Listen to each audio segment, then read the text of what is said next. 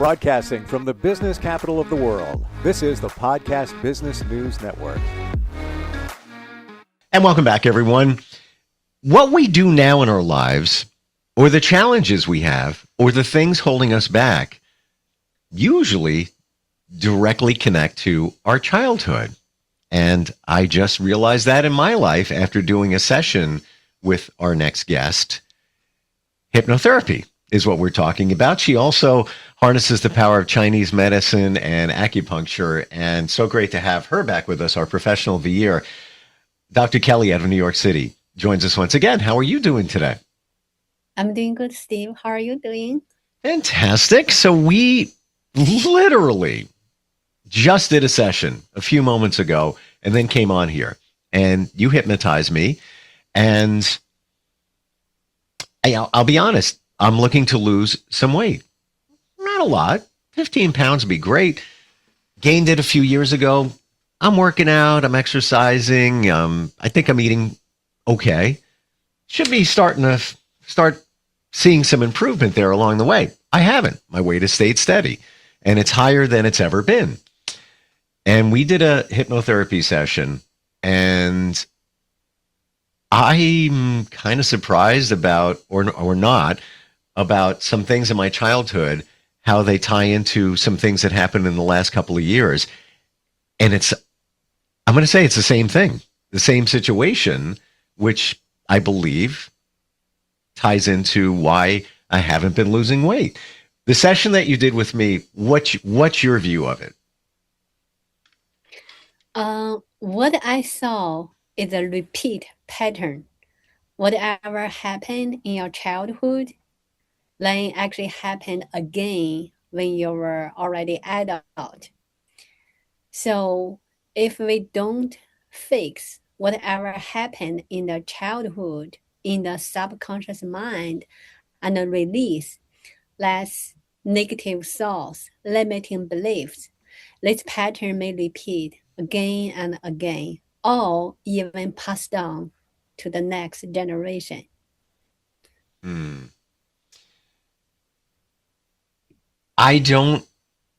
I'm surprised. Like, I'm pretty plugged into, my life and things like that, how I missed that connection.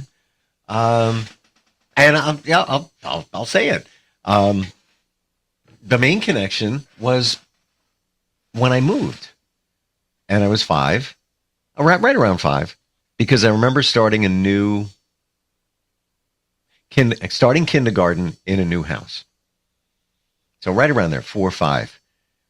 And it was after that I started gaining weight. And then by, 7 or so, I was a big chubby kid. Got picked on, bullied, all of that. The weight that I want to lose now actually happened after I moved, but I didn't even see the connection until I was under hypnosis. I don't know why. How did I miss that? It just surprises me. And there's other little things floating out there too. Does that happen a lot of times when you work with somebody that they have these realizations? Yes, actually, I did the hypnosis on a young girl. She also having the trouble to losing weight, but to me, she doesn't need to lose weight at all. She's actually on the more skinner side to me. But she has been having this eating disorder since she was 12. Now she's only 24, so she has been having this eating disorder for 12 years, half of her life, basically. And when we did the hypnosis, she went back when she was childhood. So she had a twin sister, which is fit, smart, but she was on the kind of overweight side. So to her, she said, oh, my parents love my twin sister. They don't love me because I'm overweight. So that's how her eating disorder started. And it has been bothering her for half her life. And this kind of fear of being judged by other people, by parents, by friends, has been affecting her other area of her life. For example, she's a nurse, but her parents want her to be a doctor, but she doesn't want to be a doctor. But she feel like, oh, my parents wanted me to be a doctor, but I don't want to be a doctor. So I don't get the supportive from my parents and I don't deserve their love. So she feels the disconnection between her parents and she feels not loved. And this pattern repeated in her relationship. 3 boyfriends she got, all doctors. And she feel they all hair like her. They're like idea of her life. They are doctors, they are smart. That's what her parents want her to be. But all the relationship didn't end very well. So yeah, the repeating pattern in all the area of her life. So interesting how this all works. And you said it to me, like you said about her, that you don't look like you need to lose weight. And it's not a lot, but it's more than my comfortable, a lot more than my comfortable weight. And I know that in terms of self-esteem, energy, health, and all of that, it would be better for me. Yeah, people would say the same thing. What do you mean you got to lose weight? Yeah, but I'm talking like 15 pounds, 20 would be fantastic. But I've been trying for a year, but not really trying hard enough. I'm going to say that. And there's reasons for that, which came up during the session with you. Would you say, Dr. Kelly, that most of the stuff that challenges us, it's in the subconscious, and most of it is from childhood? Yes, almost like 100%. All the trauma, all the origin, like start point is when we were like 4 or 5 years old, or even before our birth, or even past life, or even from the generation, our great grandfather or great grandma, whatever happened to them passed down to us. Some people maybe have a hard time to think about the past life, but think about this.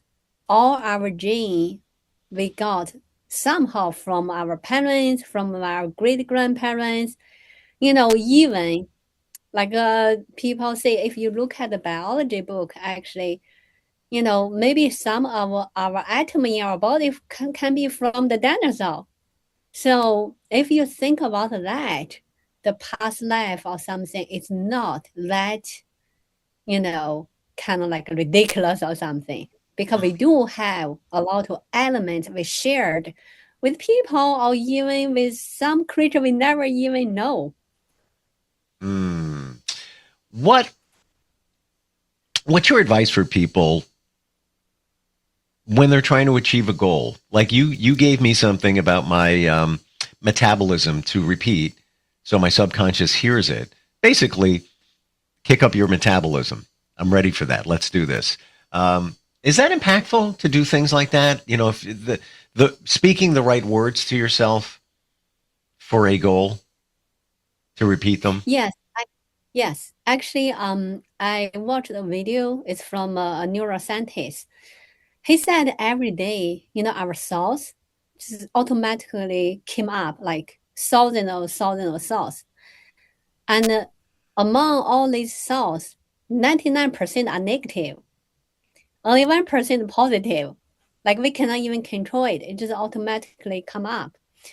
So to be able to like function more effectively, think about more positively, we have to put some affirmation, positive thoughts into our brain, like you mentioned about losing weight, right?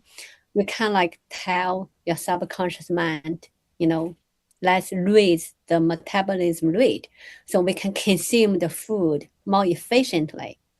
Of course, that doesn't mean you can just lie down on the bed the whole day eating junk food, doing nothing. No, of course, you have to, eating healthy, have certain, I would say certain workout, I wouldn't recommend anyone go to work out like crazy. That wouldn't do anything good to you. Trust me.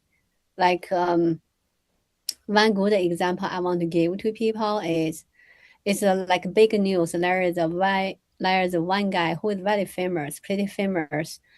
He passed away at age 41 without no like the last post he posted on the social media. He was running on the treadmill. That's his last post, like March 24 around noon. That's his last post. But then after 13 hours, he sent to the hospital. Then the official news that he died from the heart attack, something like that. So that's why I wouldn't recommend anyone work out too hard. Don't, please don't. Yeah, even you think, oh, like running marathon is healthy. Not everyone are suitable to run marathon. Trust me, if you like, for example, I'm a Chinese medicine doctor. You come to me, I see your tongue, I check your pulse, I would know, are you strong enough to run a marathon? If your heart and your lung is kind of like on the weaker side, please don't run marathon. That's not good for you. So I want to bring up something else that I heard recently. And that was, well, when we have, like some people call it monkey chatter, where you hear voices, telling you, you can't do that. You're not going to succeed. All those things coming from your subconscious too. Excuse me. I heard that when that happens, that we can say to ourselves, thank you for sharing. I love you. So you're telling your subconscious that you appreciate the information, but you're also telling your subconscious that you love them, because what is your subconscious? Typically, it's the little kid inside you, and all it wants is one thing: to be accepted and loved. So to say, I love you, I got you, appreciate that information, it just kind of pushes it off to the side with the monkey chatter. I heard that. What are your thoughts on that? Yeah, I kind of like agree with you. So we have some negative thoughts coming out. Don't try to fight with it. If you fight, there's going to be a battle, right? Right. Like you said, if you just say, okay, I hear your voice, so that's okay. So you don't fight with it, it will go away actually, because there's no another part to fight about. But if you try to fight about it, no, I don't feel in this way, I have to feel another way, then actually gonna maybe started a war or something, gonna consume your more energy. But one of the thing I think what we should do, like in my office, I started to put some affirmation after I finished putting all the needles. Like for example, for pregnant patient, I would say, first I will say them, take a deep breath in, hold it, then breathe out, do that 3 times. So make them kind of go into a very deep, relaxed stage. Then I will say, your body is relaxed, your body is healthy, the baby is healthy and beautiful, growing. So now you have a deep, relaxed nap. So that positive affirmation going into their kind of like subconscious mind, they will remember that. Like even sometimes they may feel like, is the baby okay? I may feel a little bit nauseous or something. But because that positive affirmation went into their subconscious mind, so they kind of like have that also in their subconscious mind. It not all the time came out negatively. You've been practicing Chinese medicine for quite some time, and that includes acupuncture. Where did your fascination, Dr. Kelly, with the mind come about to prompt you to want to learn how to do hypnotherapy? I will be very honest with you. Actually, me and my husband hadn't talked for a month because of something. You know, we kind of like both kind of like, oh, you don't want to talk to me. I don't want to talk to you either. But think about two-person live in the same house, don't talk for a month. That's horrible. You know, like tension is just killing people. Like I said, I have to change this. I just cannot live with this kind of life. You know, that's how I kind of like started to find out the hypnosis. So then actually, the first session I went to, it's a psychiatrist. She didn't really do hypnosis with me at all, actually. She just talked to me, you know, about like, you know, relationship, how, you know, how should I handle it? Um, then after the talk, just the talk, I feel like a lot of relief. Then I said, oh my God, just a talk can help people so much. What about hypnosis? Then I Googled hypnosis. Then I did kind of like not really hypnosis, but kind of like trial hypnosis. Then after that hypnosis, I realized, you know, the tension between me and my husband actually is back to when I was a child, even maybe before I was born, because my parents they they want a boy, but I was a girl, so they kind of like disappointed. So the negative thought of what I had, I mean, maybe I still have a little bit, but like I'm not good enough.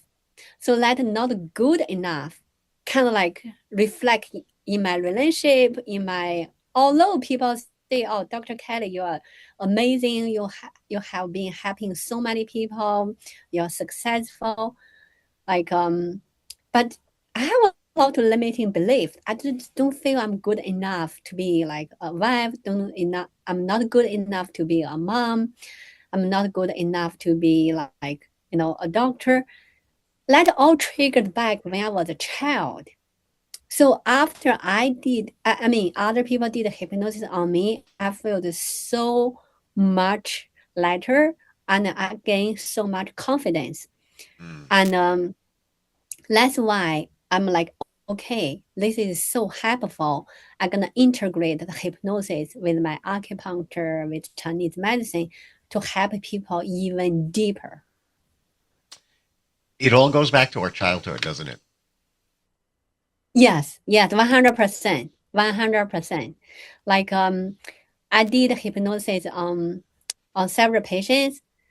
Doesn't matter is a relationship or it's about their career, about their pain, or it's about the money. Doesn't matter what area. It's actually all went back to whatever happened in the childhood. I see it too when I trace back, like we were talking earlier about losing weight, but even in a relationship I was in years ago, where when things got challenging, she would try to push my button. And this is me. I'm very very relaxed, very chill, but she would want to push an argument. She would push for that. And I'm like, why? Years later, I looked at it. I was like, oh, okay. Her father was abusive, and that's what she knew. So that was the comfortable spot. Even though it's not where you want to be, you're going back to your childhood, that's where it's comfortable, maybe safe too. And she would try to duplicate that, I feel, with me. And I wasn't having it. And eventually, that relationship ended. But I'm convinced, it goes back to the childhood and other situations. Now that I look at things, I see it in other relationships, even in friends and their relationships. The first thing, they say, I'm having a problem, this is what's going on. Right away, I say, okay, well, what was your childhood like? And your partner, what was theirs like? Because the answer is usually there. Sometimes you might not see the exact situation, but you'll find that I call it connecting the dots once you see the childhood. So, and I appreciate your transparency in what you discovered and how hypnotherapy helped you. Thank you. And Yeah, I also want to say, we just have to fix the problem because it's just repeat, like a pattern. I also want to give the example about, that young guy who suddenly, passed away at the age of 41. Huh? So his father was adopted when his father was age like around 7. So to his father is because their family was poor, they kind of like cannot raise so many kids. And then when one of their relative want to adopt one child, then the father said, okay, you know, I will be, I will stay, I will be adopted.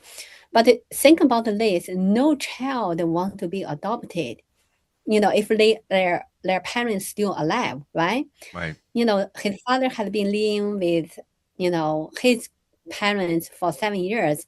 Then you got adopted by another family. That's a lot of trauma over there. Sure. But his father sacrificed himself for his family, kind of like, okay, if I got adopted, my family will have a better life. So this kind of pattern repeated in this guy. So because his family kind of like also, not very wealthy, right? So he working very, very hard to kind of like making money, get famous, and he did. But what's the downside? He basically like sacrificed his health. He every day he only can sleep like 4 hours. He continually on the plane, fly to different city, give lectures. He continually, doing the live show to talk about the stuff, people also really benefit, from. But the point is, his health is really actually kind of like in the risk because 3 years ago, the doctor told him you need to have more sleep. You need to relax more. You cannot continually working so hard. But he's like, I'm running a marathon. I'm healthy. So he didn't even pay attention at all to his health. Yep. But why? Why everybody knows you need to pay attention to your health. But why he didn't really do it? He's still working so hard because he's repeating his father's pattern. I need to sacrifice myself to save my family so my family can be richer, they can have a better life. Yep. Totally understand it. I know what you're saying. And I looked at my father, who passed suddenly when I was 21 from a heart attack. He was athletic. He would be on my case as a kid, like, why are you putting salt on things? That's not good for you. Everything has salt. Don't do that. I haven't touched a salt shaker since I was a kid. I don't need it. I just, everything has salt. Maybe that came from my father. But here's the thing, and you reminded me of it. He would not sleep. He had a boat. He loved being on his boat. He would change his schedule, his work schedule around so that he could work in the middle of the night so he'd have the days free to go on his boat. He eventually passed away on his boat. I used to do morning radio for many, many, many years, like decades, and wake up at 3 something in the morning. I let that all go, change things around. That's one of the reasons. I wasn't getting sleep. And I really feel that that was the main contributing factor in my father passing away. And you see it in research if you don't get enough sleep. So you said that before about that marathon runner, and that sparked that memory. But yeah, you got to watch these things. So I don't want to repeat that. What happened to him. So I get sleep, and sleep is sacred to me now. It's very important. Thank you for all of this, Dr. Kelly. First, for the session and the realization there that I've had today, and everything that you bring to it, not just Chinese medicine, but hypnotherapy as well. For somebody to work with you, they can do that virtually anywhere. Just go to kelly121acupuncture.com. That's your website, right? Yes, there's the form people can fill in. People can send me email, info@kelly121acupuncture.com. Or they can send me a text message at 347-885-1865. Or call me if I have time, I will pick up the call. If not, I will call you back. Yes, I would really love to working with people, with hypnosis, or, acupuncture if you can get into my office, or with, just some herbs to help you in whatever way I can help.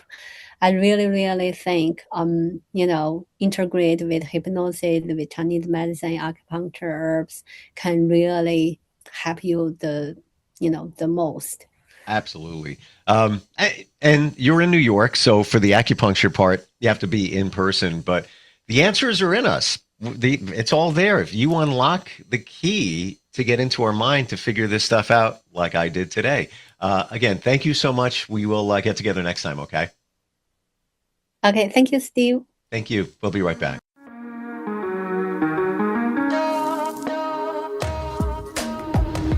Broadcasting from the business capital of the world, this is the Podcast Business News Network.